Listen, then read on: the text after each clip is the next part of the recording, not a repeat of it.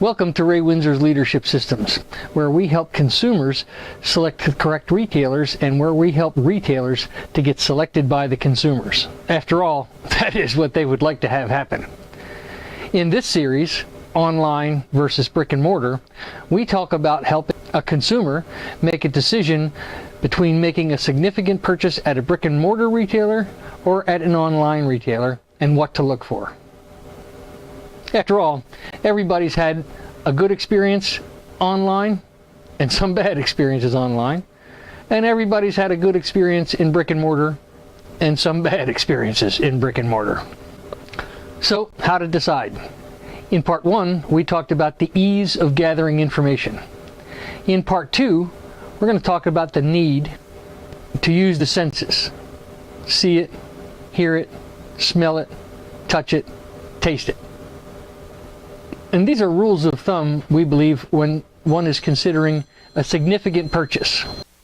So, when you're considering a significant purchase, and by that I mean one that's kind of expensive maybe, or one that you're going to count on using every day and it has to be there, otherwise your life is interrupted, or perhaps a gift for a good friend, you want to make sure that it's right. It has to be right.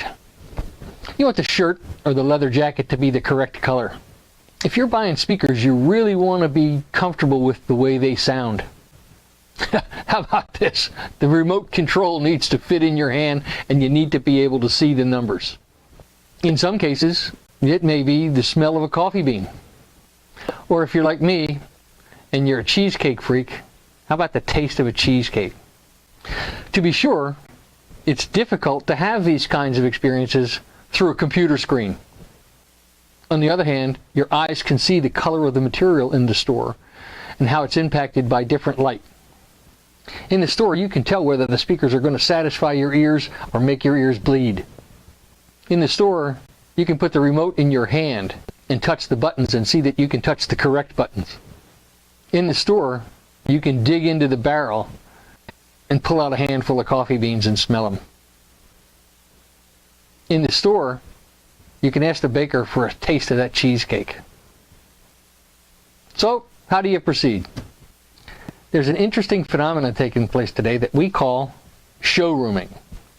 And by showrooming, what we mean is that a consumer will go to a store, look at a product, feel a product, test a product, touch it, determine that he likes that specific product, and then stand right on the floor of the store and order that product off of his smartphone from some internet site.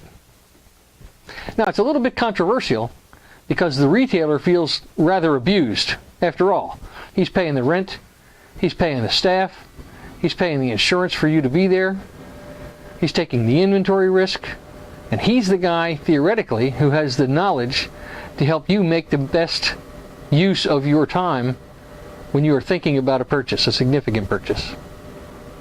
Having said that, a good brick and mortar retail salesman will recognize the showrooming activity going on, and he will take control of the situation and try and find a way to add value so that you feel like it's worth your time to buy it in the store. So showrooming is not necessarily a bad thing.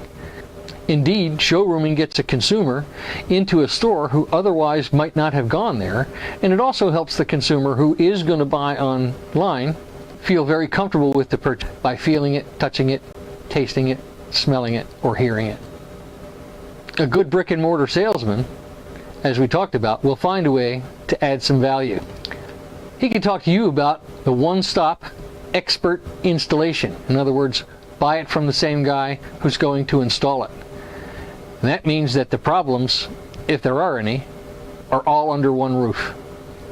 Eye-to-eye expert advice in advance of the purchase. Maybe there's an alternate product which will be a better choice for the application you need. Perhaps there's a product that performs a little bit better at a lower price. The brick and mortar salesman is probably smart enough to say, hey, have you thought about all of the parts that you're going to need to make this work when you get it home? For sure, in a brick and mortar location, a retail salesman should be able to share with you the idea of warranty now rather than mail it back is a more convenient choice. Oftentimes, when there is, or if there is, a warranty problem, the brick and mortar might be a little bit more convenient. On the other hand, all of us who have had online experiences with top quality retailers are very comfortable with how a top quality internet retailer works. Take a look at the word count in the return policy for some of the retailers online. If you're buying a product that is shipped from and sold by Amazon, the warranty is 652 words. From Zappos, the guy who sells shoes, the warranty policy is 349 words. From Autorama, guys who sell all kinds of consumer electronics, the return policy is 491 words. Best Buy, on the other hand, 1,176 words. Walmart, 1,828 words.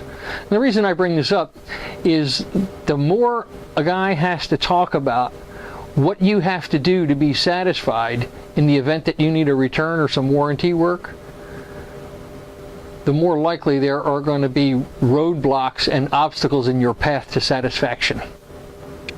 You should also check out the warranty policy of the brick and mortar retailer.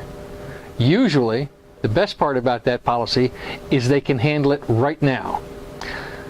So, when you're shopping online or shopping in brick and mortar, or doing both of those things, it's important to remember that the lowest price is not always the best value. The best value is most often defined by your ability to use this product in a satisfactory way over a long period of time without having to worry about it. Thanks for watching. Be sure to comment below, ask questions. We're most happy to reply. Most of all, tell all your friends about what we do here. Don't forget, next Tuesday, the third segment of 5, the convenience factor. Thanks again.